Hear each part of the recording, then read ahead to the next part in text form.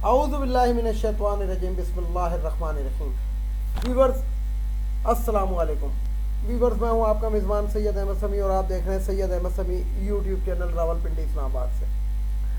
Viewers, आज आप लोगों को मालूम है कि बुध का दिन था और इम्पोर्टेंट दिन इसलिए था कि आज जनाब मुतवक्को वो होना था कि अब इसके ऊपर नेक्स्ट अमल क्या करें कि जो घुसपैठे हैं ये इलेक्शन नहीं करा रहे और इनके पास पावर है, कम से कम नाम या जो भी कहें, वज़ीर आज़म है, वज़ीर दाखिला है, वज़ीर दिफा है, वज़ीर कानून है, ये घुसपैठे हैं और सुप्रीम कोर्ट को ये एक नहीं चलने दे रहे और सुप्रीम कोर्ट अपने मुताबिक जो भी फैसले देती है उसका अल्टरनेट ये इस टाइम पार्लियामेंट को निकालते हैं। अच्छा, ये वही पार्लियामेंट है कि वही पार्लियामेंट हैगी कि जिसको ये लोग कहते थे कि ये नाजायज़ पार्लियामेंट हैगी और ये गलत हुआ हैगा, और उससे पहले यही सुप्रीम कोर्ट जो थी इसी पार्लियामेंट के मुंतखब स्पीकर की रोलिंग को अंडू करार दे चुकी थी। यही जस्टिस साहब थे, चीफ जस्टिस उमर अता बंदियाल साहब ही थे।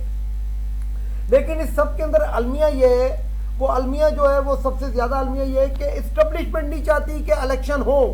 ये एक सवालिया निशान है पाकिस्तान के लिए बहुत बड़ा। और इस्टेब्लिशमेंट पे कौन है? इस्टेब्लिशमेंट पे वही हाफिज साहब है, वही हाफिज है जो 3 दिन पहले रिटायर्ड हो रहा था, लेकिन जिस तरीके से शहबाज शरीफ पे फर्द जुर्म आयद होनी थी इस टाइम वो वजीर आजम है, और इसी तरीके से ये भी रिटायर्ड होना था लेकिन इस टाइम आर्मी चीफ है। तो बात यह कि जो आर्मी चीफ साहब हैं वो जाहिर बात है कोई ना कोई बात करके, कोई ना कोई करवा के, काम करवा के ऐसा आए हुए हैं कि वो इस हुकूमत को प्रोटेक्शन देते। अच्छा, मैंने बहुत पहले कहा था कि ऑक्सीजन प्रोवाइड करने वाला यही शख्स है कि गाहे बकाए ऑक्सीजन प्रोवाइड करता है। और देखिए इसके अंदर आप ये देख लें कि DGISI जो है वो रातों रात मुलाकात करता है चीफ जस्टिस उमर अता बंदियाल से जाके, और उसके बाद जो है कुछ ना कुछ चेंजिंग आती हुई मुझे नजर आ रही है।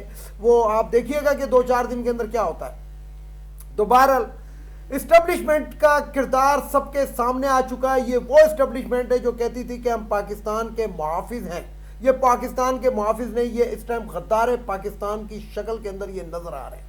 ये जो ISI का एक वो था कि जनाब ISI जो है वो एशिया के, दुनिया की सबसे बड़ी ताकतवर एजेंसी है। तो मुझे ऐसा लगता है कि ये सिर्फ और सिर्फ ताकतवर एजेंसी किसके लिए है? ये सिर्फ और सिर्फ ताकतवर एजेंसी उसके लिए है कि जो पाकिस्तान के अंदर जो सिपाही तबका है, जो मुतवस्सित तबका है, जो सिपाही तबका है, उनको जनाब उठाने के लिए, उनको मारने के लिए, उनको पीटने के लिए, तुमने ये क्यों किया, तुम फलानी जगह पे क्यों खड़े थे, तुम फलाने के साथ दोस्ती क्यों है तुम्हारे के, और इनका मेरा ख्याल है कि अब कोई कहां इनका नजर आ रहा है। और मैं खुद नेवी के अंदर रहकर आया हूं। मैंने आपको बताया था कि मेरा ताल्लुक भी इन्हीं मुसल्लह फौज से, और मैं नेवी के अंदर एक इंटेलिजेंस एजेंसी NI के नाम से होती थी, उसको हम देखते रहे हैं, हम उसको भुगतते रहे हैं कि जो मामा चाचा है क्या होता है। लेकिन उस वक्त हम समझते थे कि ये इक्का दुक्का होता है, लेकिन अब ये समझ आ रहा है कि नवाज शरीफ और शहबाज शरीफ ये किसी तौर भी हुकूमत में नहीं आ सकते थे, लेकिन इनको जो इक़्तिदार के अंदर लेकर आती रही है वो यही इस्टेब्लिशमेंट लेकर आती रही है। हुलिये बहानों से, यानी कि यही लोग इलेक्टेड के बजाय सिलेक्टेड होकर आते रहे पहले, यानी इससे पहले भी जो आते रहे ये सिलेक्टेड ही होकर आते रहे, और अब ये भांडा फूट गया है कि ये इस्टेब्लिशमेंट जो है हमारे मुल्क के अंदर ये जो कुछ कराती है वो यही कराती है, बम धमाके कराती है। यानी कि देखिए KPK के अंदर जो बम धमाका हुआ था पुलिस लाइन के अंदर, उसके बाद जब उधर के लोगों ने एक जलसा किया, जो पुलिस वालों ने वर्दी के अंदर आके कहा कि ये जो नामालूम है हमें सब मालूम है, और एक पुलिस के ही सिफतुल्लाह गयूर एक वहां के IG रहे, तो वो कहते थे कि जनाब मुझे सिर्फ ये पुलिस की ये आर्मी की गाड़ियों की तलाशी की इजाजत दे दे, मैं देखता हूं कि KPK के अंदर बम धमाके कैसे होते हैं। तो अब ये चीजें साबित हो रही हैं। मंजूर पश्तीन ये जितने भी थे, ये जो कहते थे, इसके अंदर कुछ ना कुछ हकीकत ये नजर आ रही है कि पख्तूनों को मारने के अंदर इन लोगों का हाथ है, और पख्तूनों के ऊपर जो जुल्म होता रहा वो ये लोग करते रहे। उसके अंदर गलतियां कुछ पख्तूनों की भी हैं, और पख्तूनों की गलतियां ये आएंगी कि वो लोग ये समझते हैं नहीं ये इस तरह नहीं होता। अब मैं आज भी कहता हूं कि मंजूर पश्तीन गद्दार है। उनके ये जो मोहसिन दावड़ है, ये दूसरे तीसरे, हालांकि मोहसिन दावड़ जैसा पढ़ा लिखा शख्स उस पार्टी के अंदर हमें भी हैरत होती है, हम उसी इलाके की मैं उसी इलाके की जंपल हूं, लेकिन जाहिर बात है कि इनको राय रास्त के ऊपर लाने के लिए वो कहते हैं कि जनाब हमारे साथ ये ज्यादतियां हुई हैं, हमारे इलाके को तबाह किया गया, हमारे इलाके को खाली किया गया, उसका मदावा हो सकता है। लेकिन बात यह है कि अरबों डॉलर जो पाकिस्तान के अवाम के नाम पर IMF से और मुख्तलिफ दुनिया के इदारों से कर्ज लिए गए हैं, वो कहां हैं?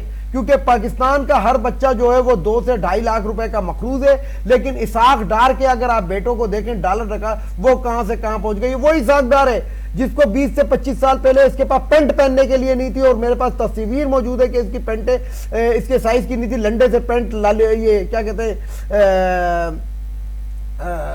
ये जो अनारकली बाजार से, वहां से लंडे से पेंटे खरीद के ये शख्स पहनता रहा है, और आज ये अरबपति खरबपति बना हुआ। नवाज शरीफ की फैक्ट्री जो थी वो 10 मरले के ऊपर जो थी इत्तफाक कॉन्ट्री थी, आज जनाब अरबपति और खरबपति बने हुए। मरियम नवाज जो है ना MNA रही, ना MPA रही, ना सेनेटर रही, इसने तोशाखाना की BMW गाड़ी कैसे ली? इसी तरीके से जो शौकत अजीज था, ना उसके पास शनाख्ती कार्ड था, उसके ऊपर जो शनाख्ती कार्ड का पता जो लिखा था मुस्तकिल पता, वो प्राइम मिनिस्टर हाउस लिखा था, वो कैसे बन गया था?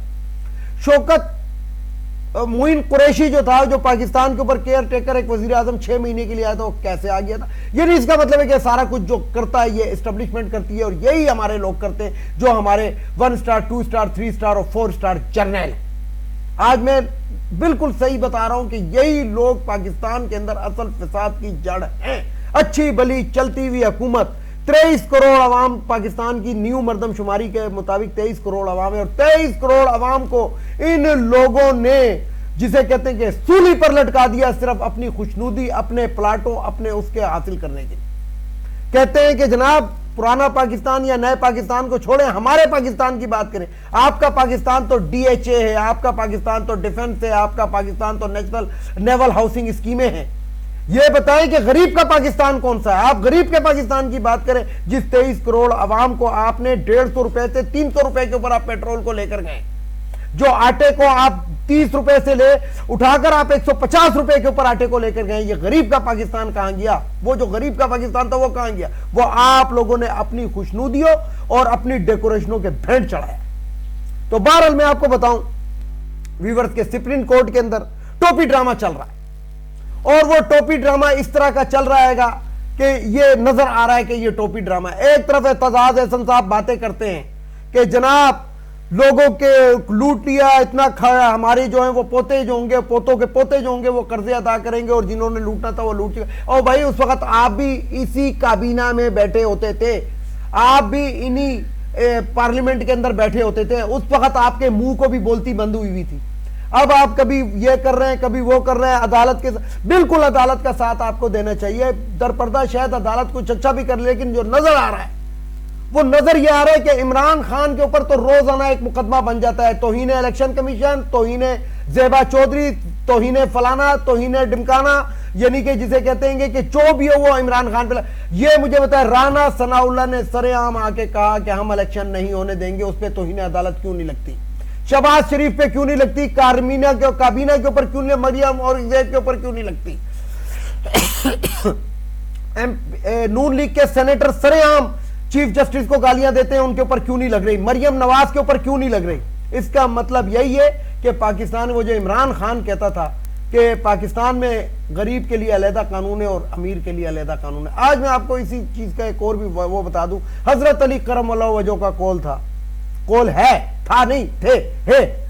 वो कौल ये था है कि जुल्म का निजाम, कुफर का निजाम चल सकता है, जुल्म का निजाम नहीं चल सकता। और जुल्म का निजाम क्या होता है? जुल्म का निजाम यही होता है कि अमीर को रिलैक्स दे दो और गरीब को रगड़ा लगा दो, गरीब को जो मर्जी रगड़ना है रगड़ दो।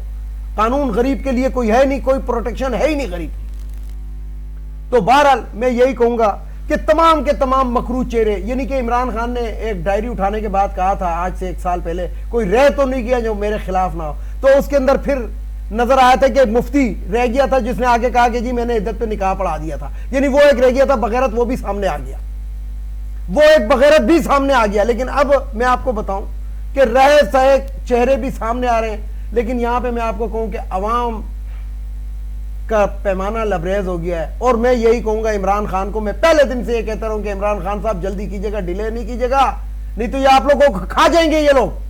तो अभी भी मैं कहता हूं कि इमरान खान साहब आप काल दें, और काल देने के बाद इस मुल्क के अंदर वो करें कि इनके चोर उचक्कों की इनकी ईंट से ईंट बजा दे। और ये जो समझते हैं कि हमारे बगैर कोई इक़्तिदार में नहीं आ सकता, इनको एक दफ़ा पता लग जाए। वीडियो को लाइक करें, शेयर करें, सब्सक्राइब करें, बेल आइकन के बटन को जरूर दबाएं ताकि मेरी नेक्स्ट वीडियो आपको मिल सके। इजाज़त चाहता हूं तमाम देखने सुनने वालों को। अल्लाह हाफिज़। पाकिस्तान जिंदाबाद।